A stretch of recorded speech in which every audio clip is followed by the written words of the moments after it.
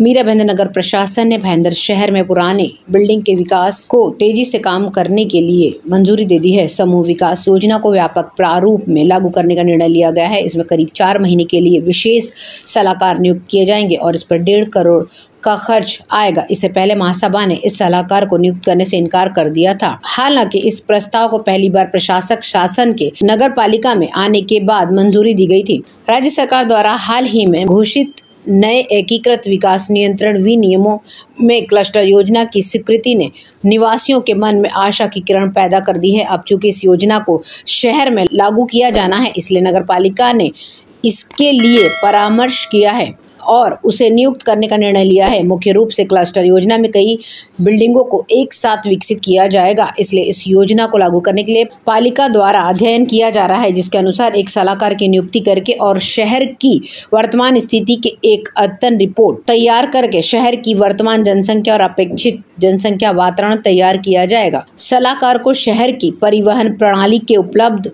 FSI और TDR का अध्ययन करने, शहर का GIS नक्शा तैयार करने, क्लस्टर योजना की विस्तृत योजना तैयार करने और योजना तैयार होने के बाद इसे जमा करने का कार्य सौंपा गया है। सरकारी स्तर पर और इसके लिए अनुमोदन प्राप्त करने का प्रयास कर रही है। इस प्रक्रिया में 1.5 करोड़ खर्च होने और 4 महीने लगने का अनुमान लगाया जा रहा है। आयुक्त दिलीप ढोले ने प्रशासनिक बैठक बुलाकर सलाहकार की नियुक्ति के प्रस्ताव को मंजूरी दे दी है।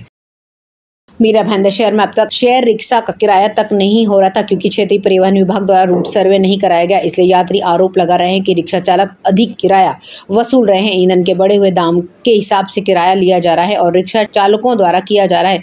प्रतिक्रिया यह है कि कोरोना काल के दौरान रिक्शा के किराए में वृद्धि की गई थी, जब उन्हें केवल 2 यात्रियों को ले जाने की अनुमति थी। कोरोना का पीरियड खत्म होने के बाद भी उन किरायों में कमी नहीं आई है। रिक्शा चालक नागरिकों से दोगुना किराया ले रहे हैं। भाईंदर पूर्व और पश्चिम में शेयर रिक्शा चलती नहीं है। कोरोना से पहले इस रूट पर किराया 10 रुपए प्रति व्यक्ति था। कोरोना काल में यह 15 रुपए कर दिया गया था। कोरोना के बाद ये रेट कम नहीं हुआ है। रिक्शा चालकों ने कहा है कि ईंधन की कीमतों में वृद्धि और क्षेत्रीय परिवहन विभाग द्वारा सर्वेक्षण ठप होने के कारण यह पैसा लिया जा रहा है। एक स्थान से दूसरे स्थान पर जाने के लिए रिक्शा मीटर की राशि में 35% की वृद्धि की जाती है और फिर 3 यात्रियों के बीच विभाजित किराए को शेयर रिक्शा के किराए के रूप में निर्धारित किया जाता है। मीरा भाईंदर शहर में चल रहे शेयर रिक्शा की किराए दरें वे क्षेत्रीय परिवहन विभाग द्वारा किए गए सर्वेक्षण के बाद निर्धारित किए जाते हैं। इसमें यातायात पुलिस, रिक्शा चालक संघ, यात्री संघ और क्षेत्रीय परिवहन विभाग के मुख्य अधिकारी आदि मिलकर पूरे शहर का सर्वेक्षण करते हैं। शेयर रिक्शे की मांग को लेकर भौतिक निरीक्षण सर्वे प्रमुख रिक्शा स्टॉप के अनुसार सामान्य किराया तय किया जाता है। यह रिक्शा चालकों को, नागरिकों को उनके आवश्यक, पारिश्रमिक और उचित किराए की गारंटी देता है। हालांकि मीरा भाईंदर शहर में पिछले कई सालों से ऐसा कोई सर्वे नहीं हुआ है। काशी मीरा परिवहन विभाग के सहायक पुलिस निरीक्षक मंगेशकर ने बताया कि कोरोना के बाद एक बार रिक्शा चालक मालिक संघ के पदाधिकारी पहुंचे हैं। रिक्शा चालक मालिक संघ के पदाधिकारी रेमो डिसूजा ने शेयर किराए में वृद्धि की मांग की है, क्योंकि CNG गैस की कीमतों में वृद्धि हुई है।